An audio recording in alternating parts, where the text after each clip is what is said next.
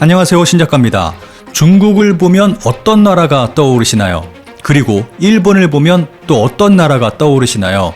저는 중국 하면 일본이 떠오르고 일본 하면 중국이 떠오릅니다. 그만큼 중국과 일본은 매우 비슷한 모습을 하고 있고 서로 닮아가고 있습니다. 심지어는 적대적 공생관계에 있기도 합니다. 그런데 최근 일본의 고등학교 입학식이 일본에 커다란 충격을 주고 있습니다.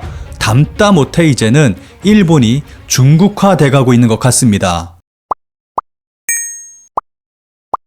최근 일본에서 미국의 뉴스가 논란이 되고 있습니다. 최근 폭스뉴스에서 중국의 행동을 비판하며 시진핑을 일왕 히로히토와 비교하는 방송을 내보냈습니다. 현재 중국이 1930년대 일본의 제국주의와 같다며 비판한 것입니다. 이 보도가 나오자 현재 일본은 폭스를 강하게 비난하고 있습니다. 그런데 중국과 일본은 예전부터 매우 가까운 사이였습니다. 중국 공산당은 장기 집권의 모델로 일본의 자민당을 연구하기도 했다고 전해지고 있습니다. 이 사실은 일본의 중국 전문가 사이에서는 이미 잘 알려진 사실이라고 합니다. 심지어는 중국 공산당의 아버지라고 불리우는 마오쩌둥은 1972년 카쿠에이 일본 총리를 만나서 감사의 말을 전하기도 했습니다. 중공은 일본에 감사하게 생각합니다. 만약 일본의 대륙 침략이 없었다면 우리는 국공합작이 있을 수 없고 우리는 발전할 수 없고 최후 승리를 이룰 수 없었을 것입니다.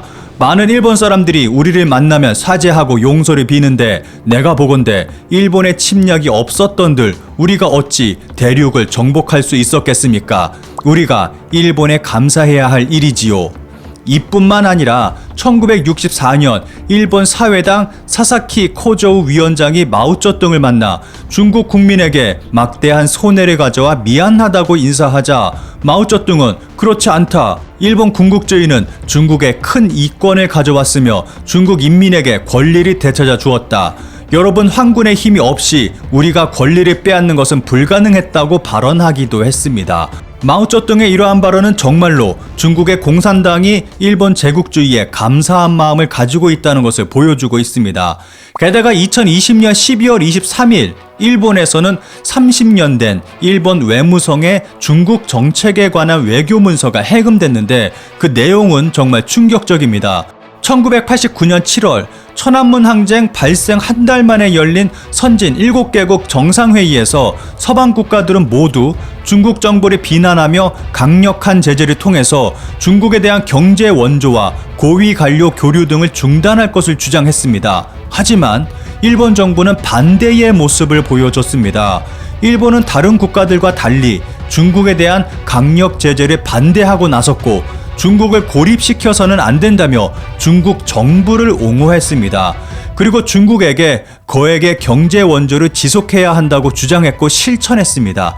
이쯤 되면 중국과 일본은 동맹 관계라고 해도 과언이 아니라고 생각합니다. 그런데 이상한 것은 일본의 국민들은 중국을 정말 싫어합니다.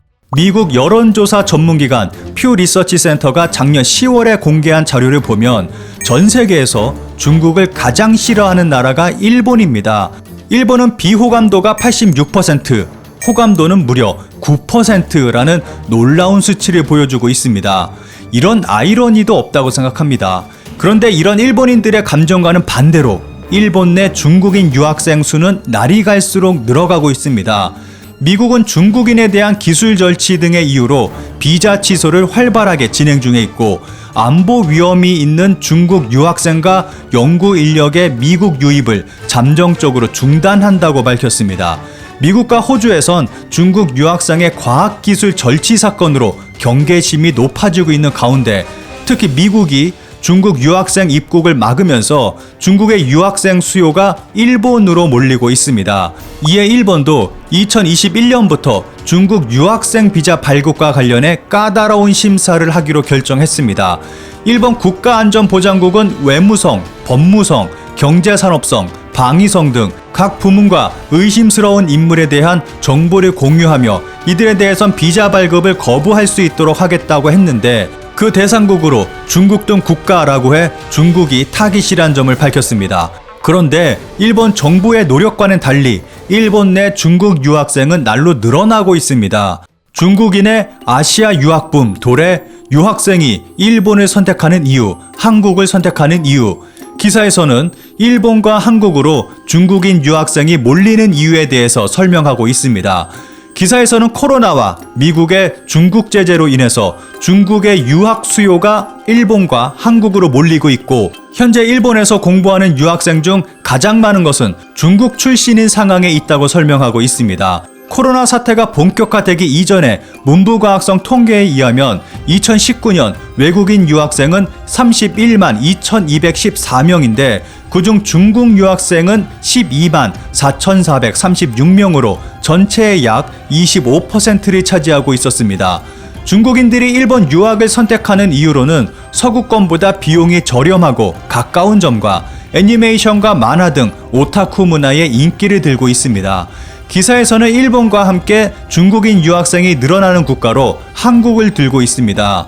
한국의 코로나 사태 이전 2019년 통계를 보면 16만 165명의 외국인 유학생이 공부하고 있고, 그중 중국 유학생 수는 7만 1067명으로 전체의 약 44%를 차지하고 있습니다. 한국의 경우 중국인 유학생 수가 매년 조금씩 증가하고는 있지만 다른 나라의 유학생도 함께 증가하고 있기 때문에 중국의 비율은 점점 줄어들고 있는 상황입니다. 이들이 한국을 선택하는 이유로는 일본보다 저렴한 비용과 빠르고 편한 절차, 그리고 영어를 사용할 기회가 많다는 것을 들고 있습니다. 일본과 한국의 중국인 유학생이 몰리는 상황에서 한국은 44%, 일본은 25%로 한국이 중국인 유학생의 비율이 높지만 숫자를 보면 한국이 7만 1067명, 일본이 12만 4436명으로 일본이 더 많은 상황입니다.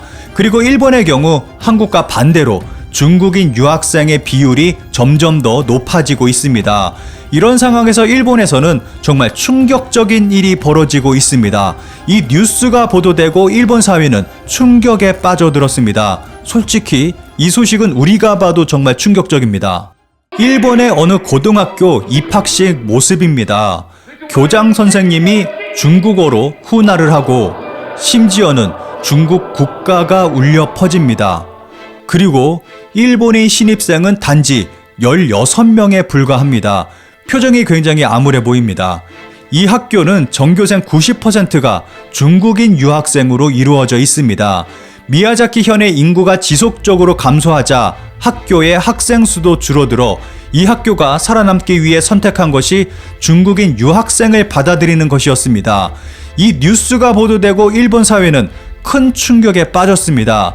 90%가 중국인 유학생, 미야자키 현의 고등학교, 입학식에서는 중국 국가 재창, 일본인의 세금이 사용되고 있다. 이와 같은 후속 보도가 나오고 있습니다. 이렇게까지 해서 살아남을 필요는 없잖아. 무엇을 위해서 학교를 운영하는 거냐? 학교는 돈벌이를 위해 운영하는 것 뿐입니다. 외국인 유학생 보조금이 목적입니다. 중공은 선을 그어 경계해야 할 나라라고 생각합니다. 우호 목적이 아니라는 것은 아프리카, 유럽, 남미, 호주, 남태평양 국가, 아시아, 세계 곳곳에서 벌어지는 행태를 보면 불보듯 뻔합니다. 국내도 마찬가지, 홋카이도 등의 토지 매수, 정재계나 사법, 예능, 미디어 등 침략 의도가 충분합니다. 게다가 중국인 유학생은 1년간 중국의 자매 학교에서 배우고 일본에 옵니다. 중국의 국방동원법 대상 연령이라고요. 이전에 조사했을 때 중국인 유학생에게 나오는 보조금이 그들에게 용돈으로 지급되고 있는 것 같았습니다. 문부과학성의 외국인 대우는 심각하다. 대학도 유학생을 받아들여서 여러 가지 보조금이 나오는 것 같습니다. 일본 국민들의 반응은 매우 부정적으로 표출되고 있습니다. 이렇듯 일본과 중국은 자신들 스스로가 원하든 원하지 않든 서로 점점 더 가까워지는 관계가 되는 것 같습니다.